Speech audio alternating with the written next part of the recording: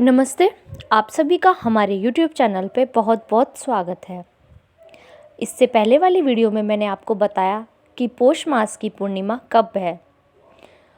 आज मैं आप सभी को पौष मास की पूर्णिमा की कथा सुनाती हूँ।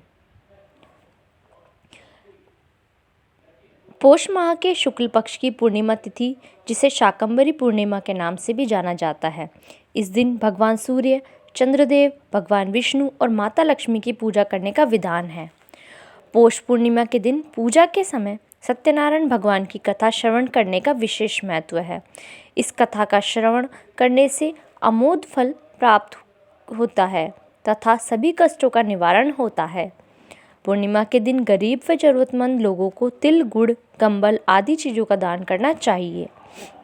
पौराणिक मान्यता के अनुसार इस दिन माँ दुर्गा ने भक्तों के कल्याण हेतु शाकंभरी के रूप में पृथ्वी पर अवतार लिया था, इसलिए इसे शाकंभरी पूर्णिमा भी कहते हैं।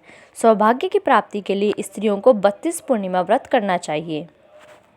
यह व्रत अचल सौभाग्य देने वाला एवं भगवान शिव के प्रति भक्ति भाव को बढ़ाने वाला भी माना जाता है। इस व्रत का महत्व व कथा भगवान श्री कृष्ण ने सर्वप्रथम माता यशोदा को बताया था। कहा जाता है कि व्रत कर कथा का पाठ करने से सभी मनोकामनाएं पूर्ण होती हैं और जीवन में आ रहे सभी विघ्न बाधाएं दूर होती हैं। स्कंद पुराण में वर्णित एक कथा के अनुसार कथा का पाठ किए बिना पूजा को संपूर्ण नहीं माना जाता है। तो चलिए आज मैं आपको पौष पूर्णिमा व्रत की कथा सुनाती हूँ। पौराणिक कथाओं के अनुसार कार्तिका नामक नगरी में चंद्रहास नामक राजा राज करता था। उसी नगर में धनेश्वर नामक एक ब्राह्मण था और उसकी पत्नी अति सुशील और रूपवती थी। घर में धन धान्य आदि की कोई कमी नहीं थी, परंतु उसे एक बात का बहुत दुख था कि उनकी कोई संतान नहीं है। एक बार गांव में एक योगी आया और उसने ब्राह्मण का घर छोड़कर आसपास के सभी घरों से भिक्षा लिया और गंगा किनारे जाकर भोजन करने लगा। अपने भिक्षा के अनादर से दुखी होकर धनेश्वर योगी के पास आ पहुंचा और इसका कारण पूछा।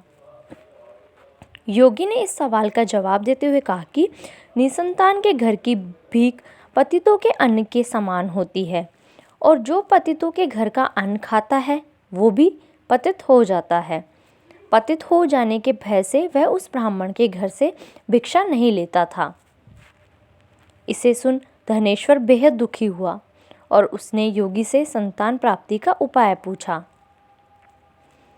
उन्होंने बताया कि तुम माँ चंडी की आराधना करो। इसे सुन वह चंडी की आराधना करने के लिए वन में चला गया और नियमित रूप से चंडी की आराधना कर उपवास करने लगा। इससे प्रसन्न होकर माँ चंडी ने 16वें दिन ब्राह्मण को स्वप्न में दर्शन दिया और पुत्र प्राप्ति का वरदान दिया। उन्होंने कहा कि यदि तुम दोनों लगातार 32 पूर्णिमा व्रत करोगे तो तुम्हारा संतान दीर्घायु हो जाएगा। इस प्रकार पूर्णिमा का व्रत करने से सभी मनोकामनाएं पूर्ण होती हैं और विशेष फल की प्राप्ति होती है। पौष पूर्णिमा की एक और पौराणिक कथा है, अब मैं आपको वो सुनाती हूँ। एक अन्य पौराणिक कथा के अनुसार दुर्गम नामक दैत्य ने तीनों लोक में अपने आतंक से हाहाकार मचा दिया था। इस वजह से करीब 100 वर्षों तक बारिश न होने के कारण धरती पर अकाल पड़ गया था। लोग अन्न व जल के अभाव से अपने प्राण त्याग रहे थे। तब माँ दुर्गा ने सभी देवी देवताओं की विनती से शाकंभरी के रूप में धरती पर अवतार लिया। कहा जाता है कि माता की 100 आँखें थी। माता ने जन्म लेते ही रोना शुरू कर दिया था। माता के आंसू से पूरी धरती जलमग्न हो गई और एक बार फिर पृथ्वी पर जल की पूर्ति हुई। इसके बाद माता दुर्गम नामक दैत्य का अंत कर दिया। धन्यवाद। इस वीडियो में बस इतना ही। यदि आपको मेरी वीडियोस अच्छी लगे तो प्लीज़ उन्हें लाइक कीजिए, शेयर कीजिए और मेरे चैनल को सब्सक्राइब कीजिए।